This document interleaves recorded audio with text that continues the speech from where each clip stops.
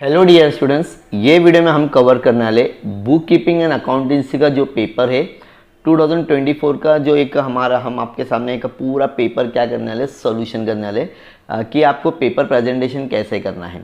बहुत सारे स्टूडेंट्स को कन्फ्यूजन होता है कि सर मार्जिन यूज़ करना है कि नहीं करना है।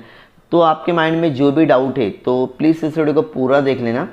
तो कैसे आपको आउट ऑफ 80 मार्क्स का पेपर होता है, राइट और रॉन्ग, बिकॉज 20 मार्क्स तो आपके ऑब्जेक्टिव के आपके ओरल्स के होते हैं। तो आपको जो रिटर्न पेपर लिखना होगा, जो अभी अगर हम लोग बात करें स्टूडेंट्स, जो 28 को जो पेपर होने वाला है बीके का, अगर उसकी अगर मैं बात करूँ तो अगर आपको 80 में से 80 मार्क्स लेके आना है तो आपको पेपर प्रेजेंटेशन कितना खूबसूरत कैसे मेंटेन, सर मेरी हैंड राइटिंग गंदी है तो क्या मुझे 80 में से 80 आएगा? स्टूडेंट्स, अगर आप मेरी मानो या मत मानो, आपका राइटिंग का कुछ भी मैटर नहीं है। आप जो लिख रहे हो ना, वो सामने वाले टीचर को खाली क्या होना चाहिए, विजिबल होना चाहिए।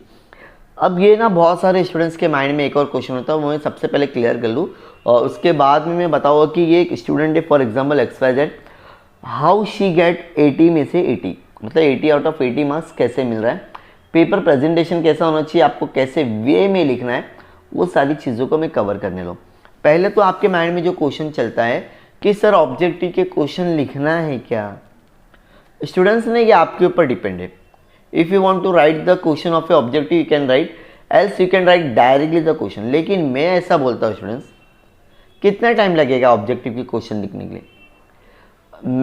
मैक्सिमम आपका 20 to 15 मिनट्स में पूरा 20 मार्क्स का ऑब्जेक्टिव विथ क्वेश्चन हो जाएगा। आंसर तो आपको पता ही है, खाली या तो एक वर्ड का आंसर होता है या तो फिर उसी को अंडरलाइन करना रहता है, राइट और रॉन्ग? हाँ sir, right. So try to write the question of a objective. If you not write, then also it's okay. ऐसा कुछ भी नहीं कि सर अगर क्वेश्चन नहीं लिखो तो मार्क्स नहीं मिलेगा, मिलेगा ना स्टूडेंट्स। ये आपके ऊपर डिपेंड है लिखना है कि नहीं लिखना। फॉर एग्जाम्पल अगर मैं बात करूँ, क्वेश्चन नंबर 1A है, attempt all the sub question, मतलब इसके अंदर के जितने क्वेश्चन है you have no options, you have to compulsory attempt. Last year का ये पेपर है 2024 का।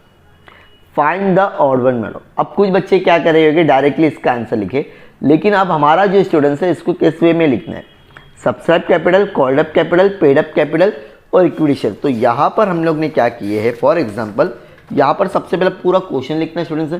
देखो स्टूडेंट्स ने ज़्यादा टाइम वेस्ट नहीं किया है।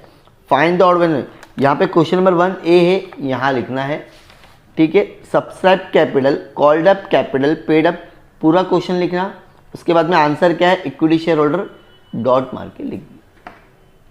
अगर आप लोग डायरेक्टली 1 नंबर करके इक्विटी शेयर भी लिखोगे तो भी आपको मार्क्स मिलेगा, ऐसा नहीं है कि आपको मार्क्स नहीं मिलेगा, राइट और रॉन्ग? राइट, ठीक है स्टूडेंट्स। अब ये पूरे 5 क्वेश्चंस के इसने आंसर बहुत अच्छे से लिखी है। Returning of bill, noting of bill, discounting of bill, तो यहाँ पे जो भी इसका आंसर है, जैसे building, bills payable, furniture, machinery, यहाँ पर आंसर था बिल्स पेबल, तो अलग से उसने स्टूडेंट्स ने क्या करी है आंसर। तो आप लोग भी इस वे में लिख सकते हो तो डायरेक्टली। तो पहला क्वेश्चन तो आपको समझ में आ गया। अब ये स्टूडेंट्स ने क्या किया, क्वेश्चन नंबर 1B यहीं पर कंटिन्यू कर दिया। अगर आप चाहिए तो क्वेश्चन नंबर 1B आप न्यू पेज पे स्टार्ट करोगे तो बहुत अच्छा है, राइट और रॉन्ग ये आपके ऊपर डिपेंड करता है। मैं बोलता हूँ कि न्यू पेज पे स्टार्ट करने का, बिकॉज आप लोगों ने ऑलरेडी पेपर जो लिख रहे हैं ना, इसका अमाउंट बोर्ड में सबमिट किए 700, 1000 जितना भी XYZ। सो प्लीज़ इसको यूटिलाइज करो। सर एक्स्ट्रा सप्लीमेंट लेना पड़ेगा, ले लेंगे ना, 2 मिनट और लगेगा नाम, लेकिन आपका पेपर बहुत अच्छा दिखेगा उससे, ठीक है ना। तो ज़रा भी आपको गंदगी नहीं करना पेपर में, जितना हो सके उतना स्पेस दे दे के आपको लिखना है। अब उसके बाद में क्वेश्चन है स्टूडेंट्स, डू यू एग्री और डिसएग्री, आपको सिर्फ एग्री और डिसएग्री लिखना है स्टेटमेंट का। चलो, not for profit concern, do not prepare balance sheet, disagree, because यहाँ पर आपका बनता है, तो आपको इसी वे में आंसर लिखना। तो सामने दो 1 1 1 1, यहाँ पे आपको 5 मार्क्स मिल गए, यहाँ पर भी आपको 1 1, तो इस वे में आपको एकदम क्लियरली आंसर लिखना है, सामने वाले को एकदम क्लियरली समझ में आना चाहिए, राइट। तो ये हो गया आपका क्वेश्चन नंबर 1 का B, ठीक है। कैसे लिखना आपको आंसर ऑब्जेक्टिव का, अगर आप लोग डायरेक्टली एग्री डिसएग्री भी लिखोगे तो भी आपको मार्क्स मिलेगा, अगर आप क्वेश्चन लिखोगे तो भी चलेगा। ये आपके ऊपर डिपेंड करता है, आपकी हैंड राइटिंग की स्पीड पे डिपेंड करता है। क्वेश्चन नंबर C, 100% ये क्वेश्चन हर साल आता है, इसको हम लोग बोलते हैं fill in the blanks with option, तो यहाँ पर भी स्टूडेंट्स के ऊपर डिपेंड है डायरेक्ट। जैसे in case of dissolution asset and liability are transfer to, पहले का आंसर है रियलाइजेशन। अगर यहाँ पे ना क्लियरली लिखा है रीराइट द स्टेटमेंट, क्या लिखा है मतलब फिर से आपको क्वेश्चन लिखना है। बहुत सारे बच्चे डायरेक्टली आंसर लिखते, एग्जामिनर आपको मार्क्स देता, लेकिन मैं आपको फिर से बोल रहा हूँ try to write the objective questions, ठीक है। तो यहाँ पर अगर हम लोग क्वेश्चन लिख के आंसर लिखते तो बहुत अच्छा है, नहीं लिखे तो भी मार्क्स मिलेगा, लेकिन ये गलती मत करना, ठीक है। आप लोग क्वेश्चन के साथ में जैसे पूरा क्वेश्चन जहाँ जहाँ बोला है उसको अच्छे से अंडरलाइन करना, जो भी आप लोग आंसर लिखोगे उसको हाईलाइट करना है आपको स्टूडेंट्स, क्या करना है हाईलाइट, ठीक है ना स्टूडेंट्स। तो ये हो गया क्वेश्चन नंबर सी। अब डी देखो क्या है, फटाफट देख लीजिए आप लोग। D right the one word term phrase और सब्स्टिट्यूट, मतलब tally software is a category, तो इसको हम लोग क्या बोलते हैं मर्चेंटाइल। तो ऐसे टाइप के क्वेश्चंस आते हैं। तो यहाँ पर भी क्या लिखा हुआ है, आप अगर डायरेक्टली आंसर लिखोगे तो भी चलेगा। यहाँ पर पहला आंसर है mercantile, partnership agreement in return, partnership deed. तो इस वे में आपको पूरा आंसर लिखना है, ठीक है ना स्टूडेंट्स। कुछ भी प्रॉब्लम किसी को नहीं ना, ओके वेरी गुड। नेक्स्ट हो गया ये आपका ऑब्जेक्टिव। तो यहाँ पर एग्जामिनर ने क्या कर दिए, बच्चे को क्वेश्चन नंबर 1 में हर जगह, और यहाँ पर सबको 20 मार्क्स मिल सकते हैं, आपको भी अगर आप अच्छे, और यहाँ पर मार्क्स कटते ही नहीं है ना। ऑब्जेक्टिव में अगर आप क्वेश्चन लिखो नहीं लिखो यहाँ पे कुछ भी मैटर नहीं है, ये डिपेंड अपॉन आपके ऊपर है। अब हम थोड़ा सा और आगे बढ़ते हैं students, that is a question number 2। यहाँ पर 2 क्वेश्चन है स्टूडेंट्स। पहला है स्टूडेंट्स एडमिशन का, यहाँ पे आप लोग क्लियरली देख सकते हो, और जो सेकंड क्वेश्चन है students that is a retirement. तो ये आपके ऊपर डिपेंड है क्या आपको क्वेश्चन कौन सा करना है। तो यहाँ पर स्टूडेंट्स ने क्वेश्चन जो सॉल्व किया है that is a admission, journal entry exam में पूछा था एडमिशन की, कौन सी जर्नल एंट्री, ठीक है। तो स्टूडेंट्स ने इसको बहुत अच्छे से सॉल्व किया है, आप लोग देख सकते हो। यहाँ पर आप लोग की पहली एंट्री है जनरल रिजर्व टू पार्टनर में बांट दिया है, उसके बाद में जो पार्टनर्स लेके जा रहा है कैपिटल, तो यहाँ पर जितने भी एंट्री पास करोगे आपको उसका 1 मार्क्स मिलेगा, देख सकते हैं आप लोग। लेकिन यहाँ पे जो एंट्री नंबर 5 है, अगर हम बात करें जो गुडविल की एंट्री होती है वहाँ पर आपको 1.5 मार्क्स मिलेगा स्टूडेंट्स। कितना मिलेगा, अगेन जो आप लोग रिवैल्यूएशन अकाउंट की हम लोग बात करते, अगेन यहाँ पर आपको भी कितना मिलेगा स्टूडेंट्स, ठीक है, देख सकते हैं आप लोग। इस वे में अगर आप लोग लिखोगे तो कितना क्लियरली दिख रहा है एकदम, कहीं से कहीं तक पूरे पेपर में गंदगी नहीं है। आपको भी इसी वे में पूरा प्रॉपरली कहीं से भी कहीं तक कुछ भी नहीं करना है। वर्किंग नोट करना है ना तो यहाँ करो ना स्टूडेंट्स। क्या है, देखो स्टूडेंट्स ने कितना प्रॉपरली एकदम वर्किंग नोट बनाया। आपको यहाँ पे रिवैल्यूएशन बनाना पड़ेगा, बिकॉज क्वेश्चन में रिवैल्यूएशन नहीं बोला था, सिर्फ और सिर्फ जर्नल एंट्री बोला है। तो ये अगर आप बना लेते हो तो जर्नल एंट्री के लिए ये जो अमाउंट होता है बहुत आसानी से आपको फाइंड आउट हो जाता है। ये वर्किंग नोट लिखा है स्टूडेंट्स ने, ठीक है। तो यहाँ पर क्वेश्चन नंबर 2 में स्टूडेंट्स को क्या मिल गया, 10 मार्क्स मिल गया। डन, हाँ सर डन। आगे अब क्वेश्चन नंबर 3 की तरफ हम बढ़ते हैं स्टूडेंट्स। यहाँ पर भी 2 क्वेश्चन है। पहला है तुम्हारा डिसोल्यूशन ऑफ पार्टनरशिप फर्म, और ये तुम्हारा बिल्स ऑफ एक्सचेंज। अब स्टूडेंट्स ने कौन सा क्वेश्चन सॉल्व किया वो देखते हैं हम लोग। डिसोल्यूशन ऑफ पार्टनरशिप फर्म, और डिसोल्यूशन ऑफ पार्टनरशिप फर्म में आपको बोला गया है लेजर की एंट्री पास करने के लिए, जैसे realisation account, partners capital account और बैंक अकाउंट। तो सबसे पहले स्टूडेंट्स ने बनाया रियलाइजेशन अकाउंट, जहां पर रियलाइजेशन का आपको स्टूडेंट्स मिलता है 4 मार्क्स। कितना मार्क्स मिलेगा, 4, ठीक है। अच्छे से देख सकते हैं आप लोग एकदम कितना क्लियरली, देखो इच एंड एवरीथिंग स्टूडेंट्स ने पूरा प्रॉपरली टैली के साथ में किया है, ठीक है। देन नेक्स्ट है आप लोगों का पार्टनर्स कैपिटल अकाउंट, जहां पर आपको 3 मार्क्स मिलेगा पार्टनर्स कैपिटल में, और बैंक अकाउंट जो आप लोग बनाते हो वहां पर आपको 3।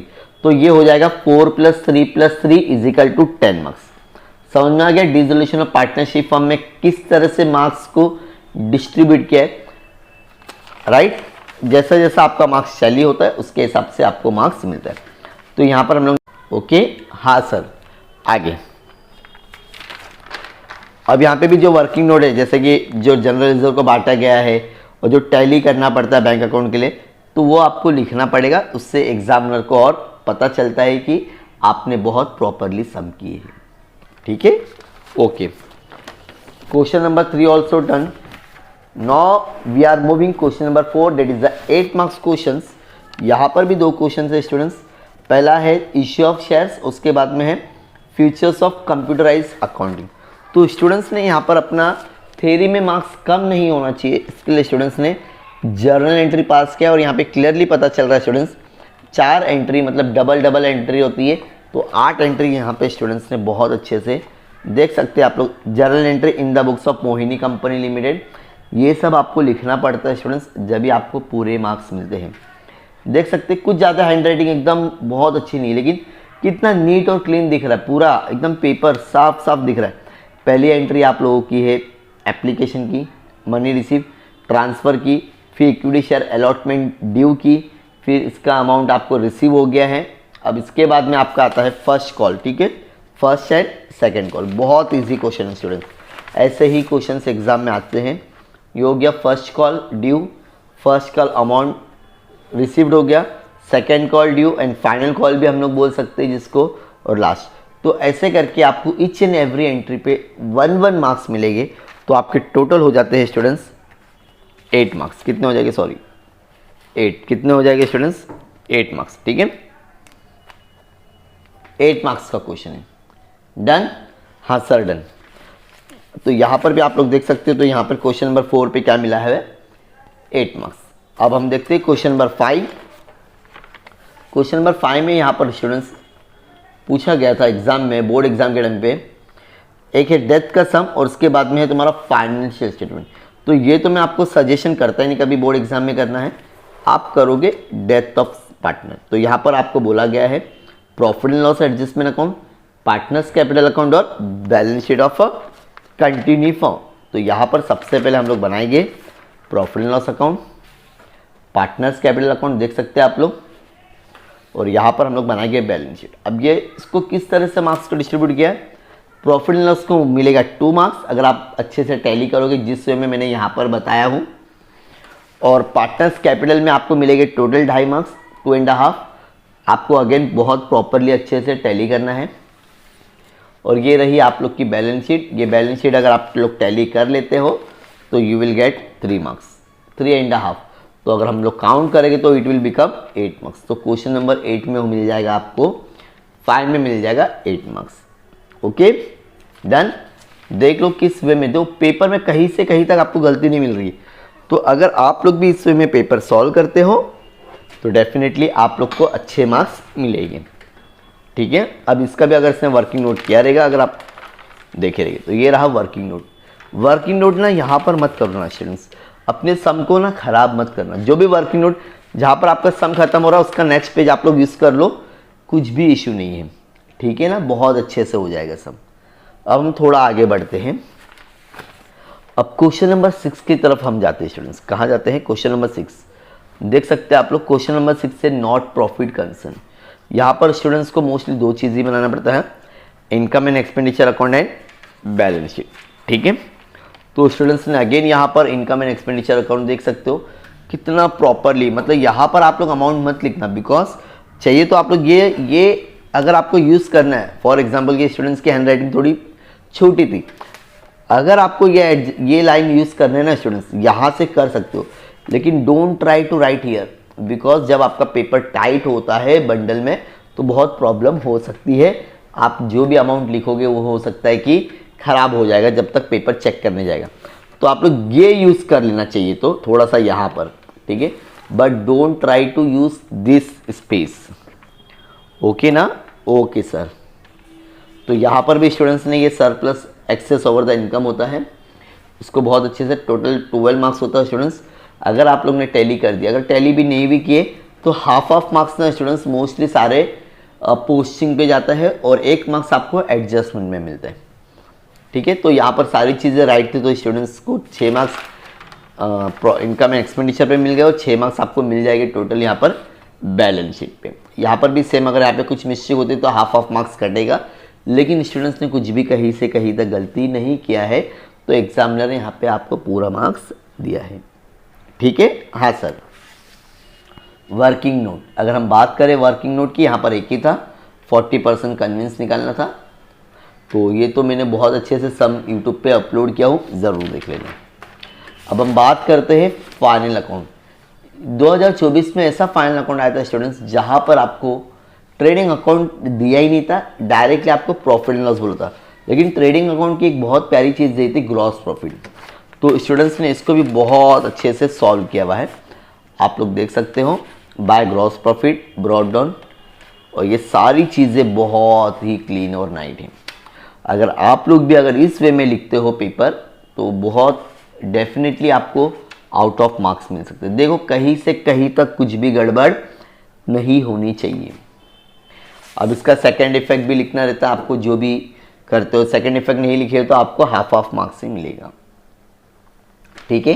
ये देख सकते हैं आप लोग ने, बैलेंस शीट यहाँ पर टैली हो गई, 2,91,000, 2,91,000। तो ये था स्टूडेंट्स पूरा पेपर 2024 का। पेपर प्रेजेंटेशन आपको इस वे में रखना है स्टूडेंट्स, कि जरा भी सामने वाले को समझ में कन्फ्यूजन आना ही नहीं चाहिए एकदम। और कोशिश यही करना स्टूडेंट्स, लाइन वाइज पेपर लिखना। सर मैं अगर पहला पीछे से पेपर लिखूँ अच्छा ले, लेकिन ना उससे ना क्वेश्चन जो एग्जामिनर होता है उसको थोड़ा सा इरिटेट होता है स्टूडेंट्स। क्या होता है? इरिटेट। तो वो थोड़ा सा गुस्से में पेपर चेक कर सकता है। तो don't do like that. Easy way में आप अपना पेपर पूरा लिखिए, बहुत ईजी वे में हो जाएगा। तो अगर आप लोग ऐसा पेपर लिखते हो तो डेफिनेटली आपको 80 मार्क्स का जो पेपर होगा, जब अगर आपको यहाँ पर 80 मिल गया तो 20 मार्क्स का जो भी आपका ओरल का मार्क्स है वो डेफिनेटली आपको मिलेगा। तो प्लीज़ आप अपने दोस्तों के साथ में शेयर कर देना इस पूरे वीडियो को। और हमारी पूरी प्लेलिस्ट बनी हुई है। 12th में जितने भी चैप्टर्स हैं, मोस्टली सारे चैप्टर्स हम लोग ने अनसॉल्व क्वेश्चन सॉल्व किए हुए। अगर अभी भी आपको कुछ और भी वीडियोस की नीड है, अगर आपने हमारे चैनल पे नहीं मिल रहा है तो आप कमेंट सेक्शन में बता दो। हमारी टीम और मैं पूरी कोशिश करूँगा आप लोग के लिए वो सारी चीज़ें अपलोड कर दूँ। सो आई होप ये सारी चीज़ें आपको अच्छे से समझ में आ रहेगी। बीके बुक कीपिंग अकाउंटेंसी का पेपर प्रेजेंटेशन कैसा होना चाहिए, अगर आपको 80 आउट ऑफ 80 मार्क्स चाहिए, ठीक है। और अगर इसका पूरा PDF चाहिए तो मैं आपको मेरे व्हाट्सएप या टेलीग्राम पर जुड़ जाना, वहाँ पर मैं आपके साथ में शेयर कर दूँगा। सो वीडियो अच्छा लगा तो एक कमेंट ज़रूर कर देना, अपने दोस्तों के साथ में शेयर करना और चैनल को सब्सक्राइब करना ना भूलना। Thank you so much, bye bye.